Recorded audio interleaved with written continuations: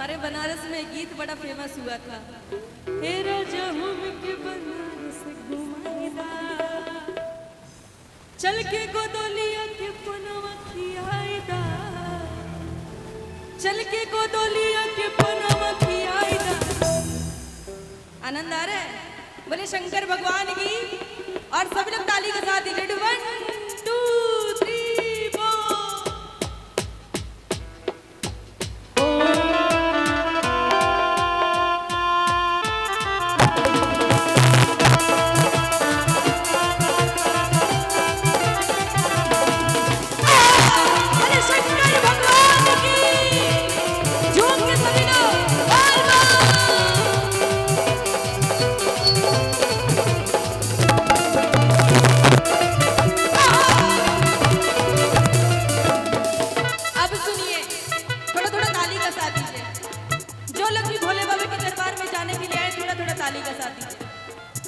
अजमान पुड़ना भैरू बाबा, आप लोग की ताली बजा दीजिए।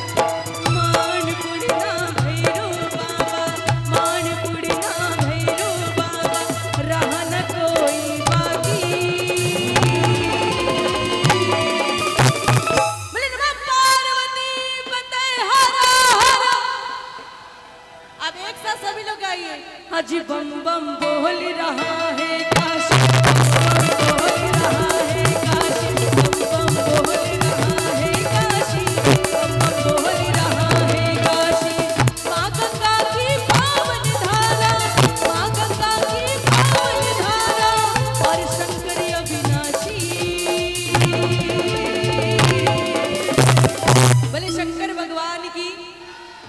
अब एक साथ ताली के साथ दीजिए सभी लोग जो भी कांवरिया लोग आए हैं।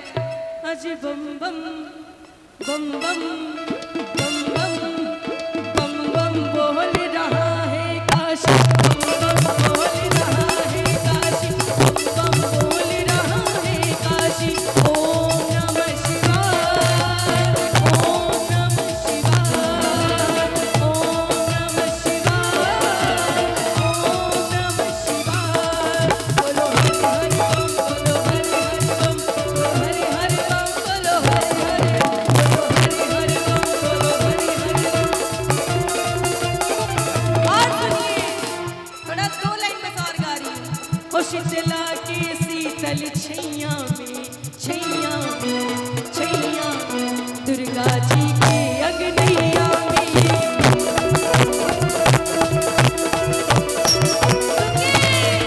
शीतला के शीतल छैया में, दुर्गा जी के अगनैया में।